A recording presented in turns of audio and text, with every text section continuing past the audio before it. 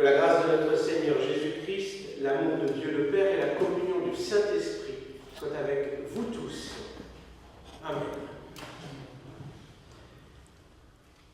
Aujourd'hui donc, je prêche sur Luc, chapitre 13, les versets 1 à 9. Nous commençons par la relecture des 3 premiers versets. En ce temps-là, quelques personnes vinrent lui raconter ce qui était arrivé à des Galiléens dont Pilate avait mêlé le sang à celui de leur sacrifice. Il leur répondit: pensez-vous que ces Galiléens aient été de plus grands pécheurs que tous les autres Galiléens pour qu'ils ont souffert de la sorte? Non, je vous le dis, mais si vous ne changez pas radicalement, vous disparaîtrez tous de même.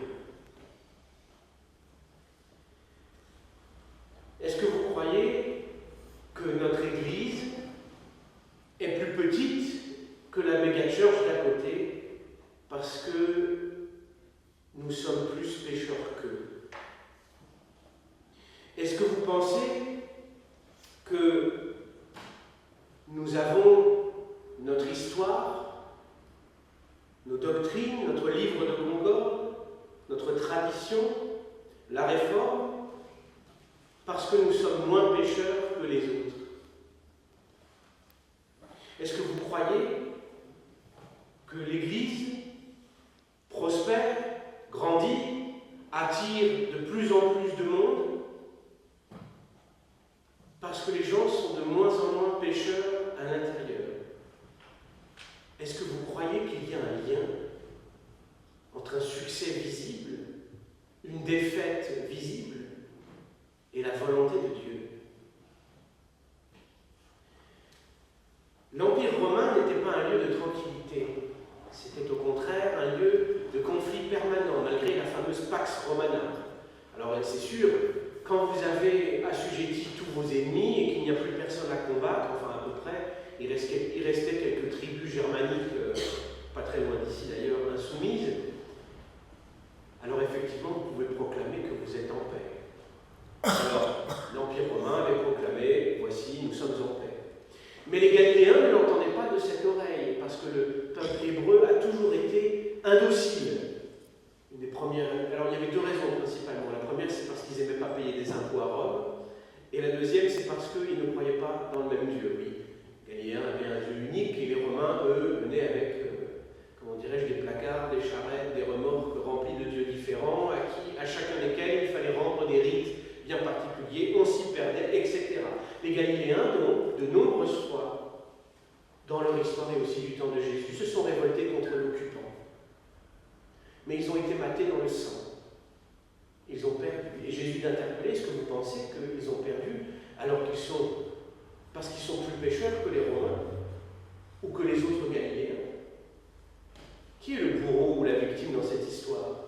Si vous regardez tout cela depuis un point de vue qui est le nôtre, vous direz: mais c'est injuste. C'est eux qui sont occupés. C'est normal qu'ils se révoltent. Et ils devraient triompher. Dieu devrait être de leur côté. Et là, Dieu semble ne rien faire. Dieu semble ne pas honorer la qualité de cette révolte. L'autre ne semble pas reconnaître l'horreur de l'occupation et de l'oppression romaine. Dieu ne châtie pas les Romains. Et Dieu dit même que les Galiléens qui ont perdu ne sont ni plus ni moins pécheurs que les autres, parce qu'en fait, personne n'est plus pécheur. Et c'est ça la radicalité profonde du message biblique. C'est qu'au bout du bout, quand nous serons tous devant le tribunal céleste, peu importe que nous ayons commis 10 péchés, sans péché, ni péché, ou juste un seul, si nous n'avons pas cru, nous serons trouvés coupables. Voici la justice de Dieu, qui ne s'intéresse pas au mérite que nous obtenons par nos œuvres, mais qui s'intéresse au mérite du Christ. Est-ce que Jésus a bien fait ce qu'il a dit qu'il a fait pour vous? Et est-ce que vous y croyez? Donc effectivement, nous attendons à cette justice en nous disant: eh bien, si je me conduis bien, fera des choses en ma faveur. Dieu me donnera des bénédictions. Dieu honorera mon service de prière, il honorera ma louange. Ah là, j'ai bien parlé en langue, ah là, j'ai bien prié, ah là, j'ai bien montré de la ferveur. Donc Dieu va me donner une récompense. Ou alors, j'ai bien compris la Bible, j'ai une bonne confession de foi, j'ai des bons textes dogmatiques. Donc Dieu sera de mon côté. Non. Ce ne sont pas vos œuvres qui font que Dieu vous sera plus ou moins favorable ou non. Et je vais vous dire même, ce qui est terrible, c'est que c'est un mode de pensée païen que d'imaginer ça. C'est les païens qui multiplient les offrandes. C'est les païens qui multiplient les prières. C'est les païens qui multiplient les œuvres pour plaire à leur Dieu. Est-ce qu'on ne vaut pas mieux que ça?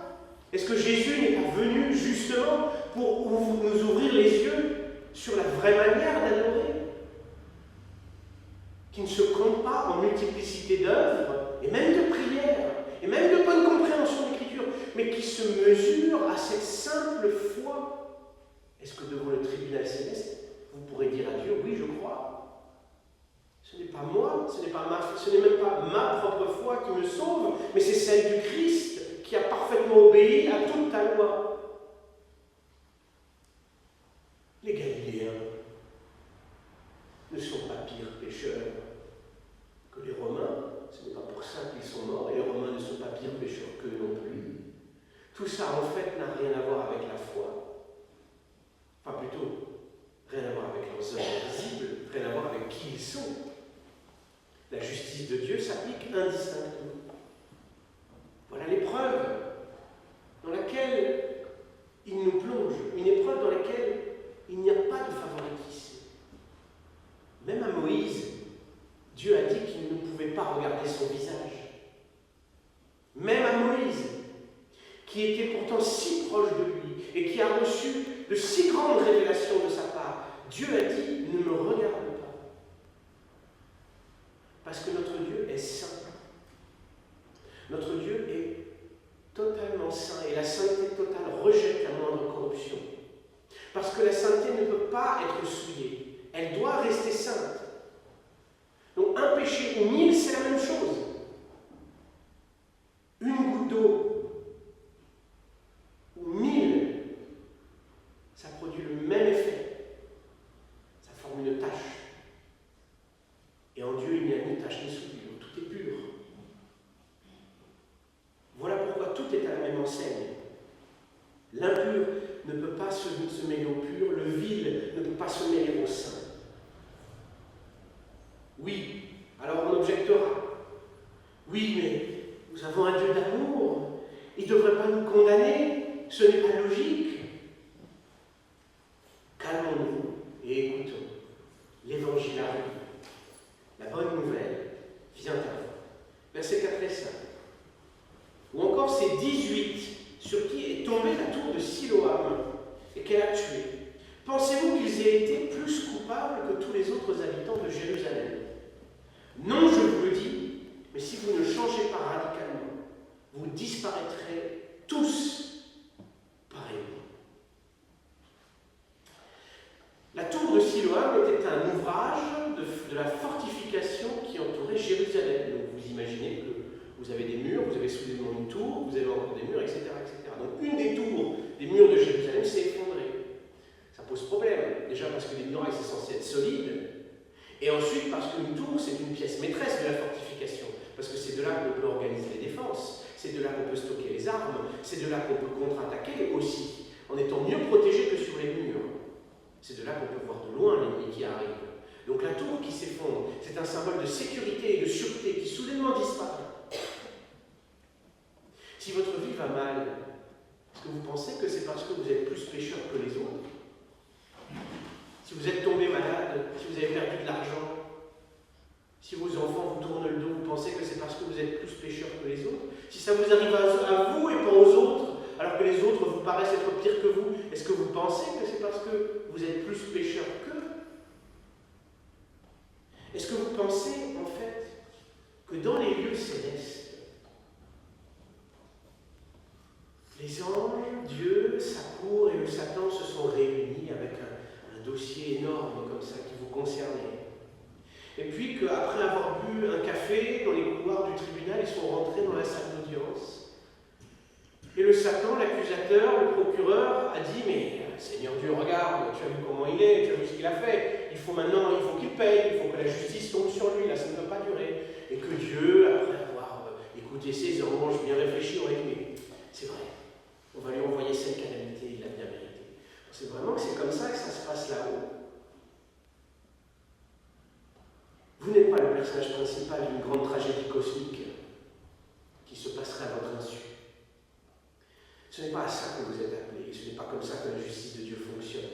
Alors il est vrai que dans Job, on parle d'un tribunal céleste qui se réunit, où effectivement, Satan vient et accuse Job, et lui dit « Mais Seigneur, regarde, tu vois bien que c'est un hypocrite, voyons, si tu lui enlèves tout ce qu'il a, il ne croira pas. » Mais Dieu ne dit pas que le diable a raison. Dieu ne condamne pas Job. Dieu laisse le diable mettre Job à l'épreuve, à l'exception de le garder en vie. Ici, il ne s'agit pas de justice rétributive. Job n'est pas puni parce qu'il a péché. On n'est pas dans cette dimension-là. Parce qu'effectivement, ce n'est pas comme ça que ça se passe. Il n'y a pas, à proprement parler, de justice de Dieu immanente, dans le sens où... Alors, en tout cas, bon, il pourrait y avoir des événements où peut-être ça se passe, on ne connaît pas tous les mystères de Dieu, mais a priori, comme nous l'affirme ici le Seigneur, ce n'est pas parce que telle tragédie arrive que c'est dû au fait que les personnes aient plus ou moins de péché. Mais ça serait dû à d'autres choses. Alors à quoi ça sert? Pourquoi il y a des gens qui souffrent et d'autres qui s'en tirent? Pourquoi est-ce que ça n'a rien à voir avec leur foi, leur péché, comment ils se comportent, ce qu'ils ont dans leur cœur? Pourquoi ça se passe comme ça? Est-ce que Dieu serait injuste? Ou est-ce qu'au contraire, il est en train de nous témoigner de sa profonde justice? Écoutez bien ce que le Christ a dit au verset 5, comme il l'a dit au verset 3. Je vous le dis, si vous ne changez pas radicalement, autre traduction, si vous ne vous repentez pas, vous disparaîtrez tous pareillement. Il parle de quoi là? Vous disparaîtrez, c'est au futur. De quel événement ça parle?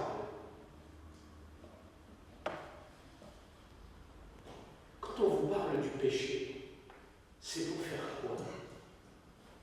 Si je prêche là et que je vous dis que vous êtes pécheurs, c'est dans quel but? C'est pour vous faire réaliser que vous avez besoin d'un sauveur. Si Dieu montre le péché dans le monde, c'est pour nous faire réaliser que nous avons besoin de quelqu'un pour payer le prix à notre place. Donc de quel événement ici Jésus parle? Il parle du jugement dernier. Et il nous dit cette nouvelle incroyable que toute tragédie que vous vivez personnellement ou que vous constatez autour de vous, toute guerre, toute maladie, toute perte d'enfant, toute violence que vous subissez, toute souffrance et même toute dépression que vous vivez, ça n'a rien à voir avec votre péché. Et même il y a des circonstances très logiques qui l'expliquent. Vous pouvez être malade, vous pouvez ne pas avoir de chance, vous pouvez avoir fait les mauvaises rencontres, vous pouvez être victime. Ce n'est pas de votre faute. Mais ce qui vous arrive, ce que vous subissez annonce quelque chose de bien plus grand. Ça annonce le jugement dernier. Ça annonce le moment où Dieu va revenir et il va tout emporter. Vous voyez les gens mourir et souffrir? Ça vous montre ce qui va venir plus tard.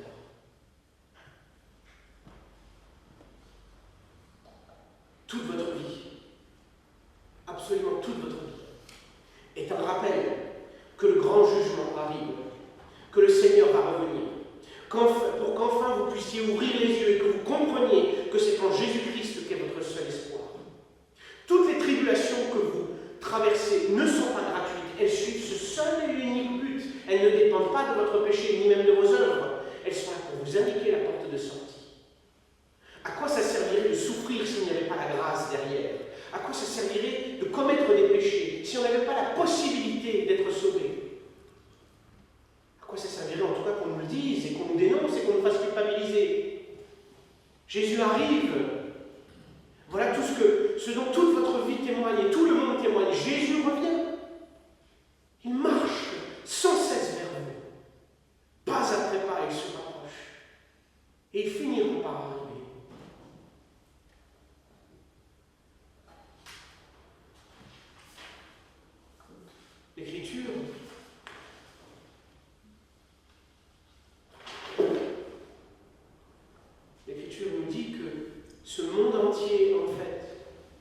pas à propos de vous, puisque vous n'êtes, comme je vous l'ai rappelé, pas les protagonistes principaux d'une grande tragédie cosmique, mais ce monde est à propos de Dieu. Romains 1,20. En effet, ce qui chez lui Dieu est invisible, sa puissance éternelle et sa divinité, se voit fort bien depuis la création du monde, comme l'intelligence le discerne par ses ouvrages.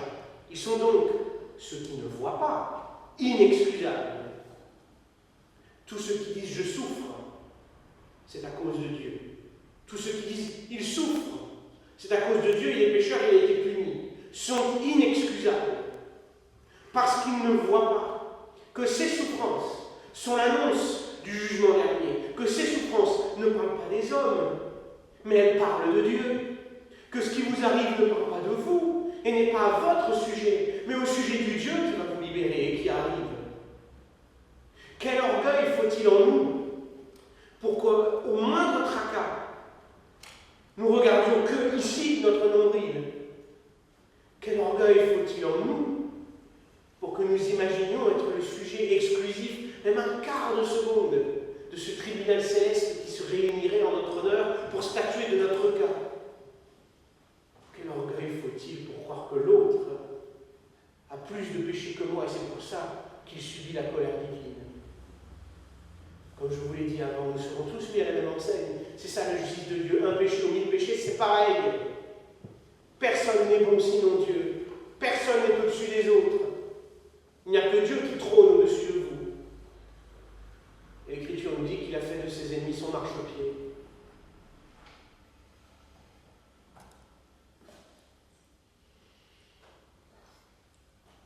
Nous continuons. Verset 8.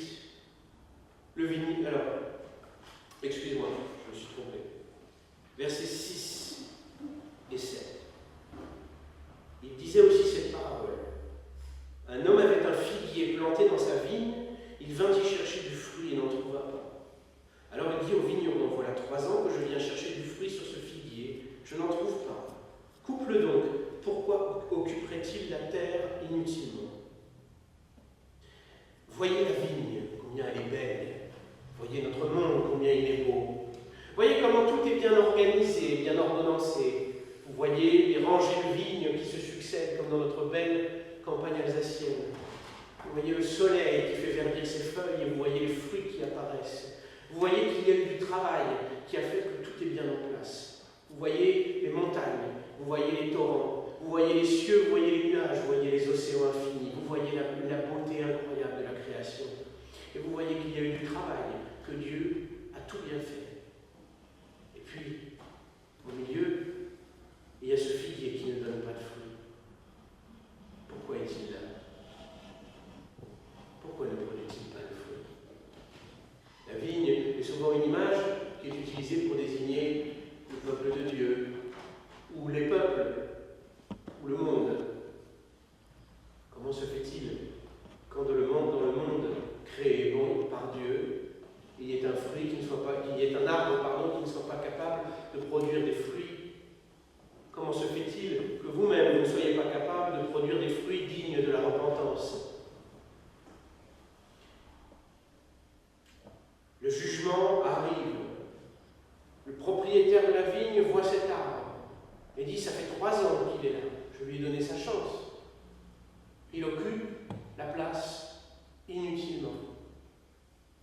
Nous occupons la place inutilement dans la création bonne de Dieu parce que nous ne produisons pas de fruits dignes de la repentance. Et voilà pourquoi Dieu va venir et tout emporter.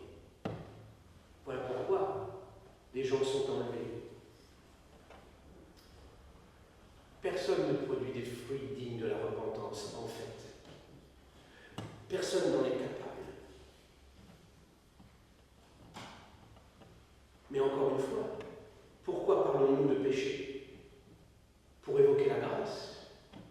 Faire le constat d'absence de fruits dignes de la repentance ne devra pas être l'occasion de regarder vers nous et de nous dire, bon, allez, on va se motiver un peu, on va se secouer, là, on va faire venir le réveil, on va chanter plus fort, on va avoir une meilleure théologie, on va refaire toute notre dogmatique, toutes nos confessions de foi, on va trouver la solution et vous verrez, demain, l'église sera pleine, on sera tous sauvés, ça sera merveilleux. et on verra des miracles à tous les coins de rue. Vous croyez que c'est ça que Dieu attend? Vous croyez vraiment que l'arbre au milieu du figuier, qui n'arrive pas à produire de fruits depuis 3 ans, soudainement il va en produire? Mais avec quel outil et avec quel miracle? Tout bon jardinier, nous en avons un parmi nous, saura vous dire que sans travail humain, un arbre qui ne produit pas de fruits ne risque pas d'en produire demain. Il faut que quelqu'un intervienne, que quelqu'un fasse quelque chose. Nous sommes cet arbre impuissant. Nous pensons dans notre folie que nous pouvons faire quelque chose pour éviter le jugement qui arrive, que nous pouvons produire des bonnes œuvres.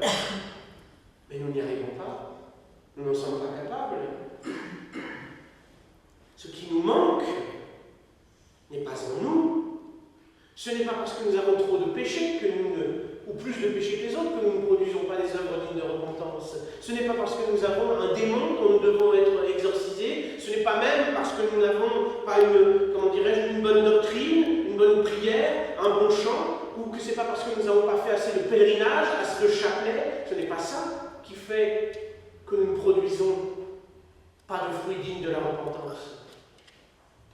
Regardez bien, versets 8 et 9, le vigneron, donc celui qui s'occupe de la vigne du maître, lui répondit, « Maître, laisse le figuier, encore cette année, le temps que je creuse tout autour et que j'y mette du fumier. Peut-être produira-t-il du fruit à l'avenir, sinon tu le couperas. » Voici le Christ, l'intercesseur, qui travaille pour vous. Vous êtes enracinés, ballottés au vent, incapables de bouger et de produire quoi que ce soit qui soit digne de la repentance, et le voici qui vient et qui creuse une tranchée autour de vous. Le voici qui vient et qui commence à jardiner. Le voici qui vient et qui prend soin de vous pour que vous puissiez porter du fruit. Le voici qui vient et qui intercède auprès du Père, qui dit « Une année de plus, allons-y, essayons, tendons la main, donnons. » Voilà ce que le Christ a fait sur la croix. Il est mort pour vous, il s'est occupé de vous, afin que vous puissiez porter du fruit. Ça ne vient pas de vos œuvres, ça ne vient même pas de votre spiritualité débordante, ça vient du travail qu'il a fait soigneusement autour de vous pour qu'enfin vous ne soyez plus un arbre stérile, mais un arbre qui produise du fruit. Dieu vous a donné la foi dont découlent nécessairement les bonnes œuvres.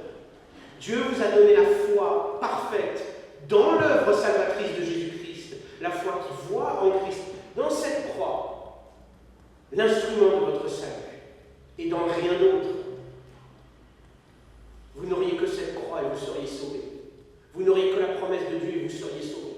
Vous tomberiez dans le coma maintenant et vous vous réveilleriez dans 50 ans, vous n'en seriez pas moins sauvés, parce que pendant 50 ans, vous n'avez pas fait assez d'œuvres, assez de prières, assez de louanges ou de je ne sais quoi. Jésus a travaillé pour vous.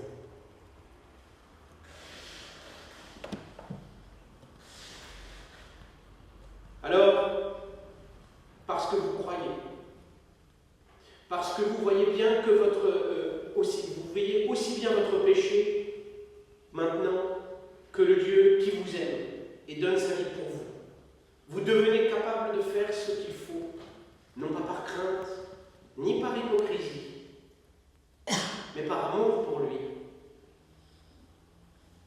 Parce que tout arbre que vous êtes enraciné dans la vigne, vous soudainement, au lieu de vous regarder vous, ou au lieu de regarder les cieux en s'imaginant que un théâtre shakespearien est en train de jouer votre procès, vous regardez en bas et vous voyez le Christ,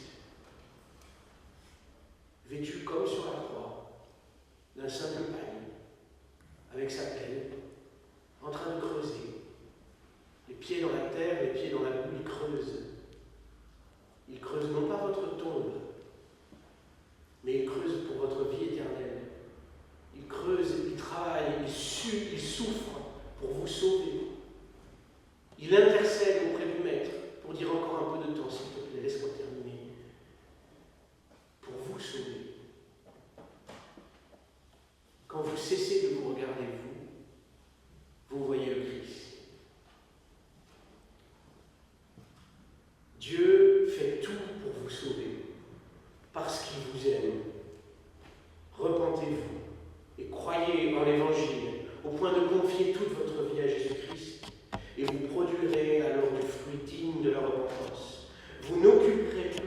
l'espace inutilement et vous n'aurez rien à craindre quand viendra le jugement, auquel vous renvoie toutes les tribulations que vous vivez. Dieu emportera tout, vous y compris. Mais s'il jettera les autres au feu, vous, il vous gardera contre son cœur. Parce que vous avez cru, parce qu'il a travaillé pour lui, vous serez sauvés, grâce à lui. Que la paix de Dieu, qui surpasse toute intelligence, garde vos cœurs et vos esprits en Jésus-Christ, pour la vie éternelle.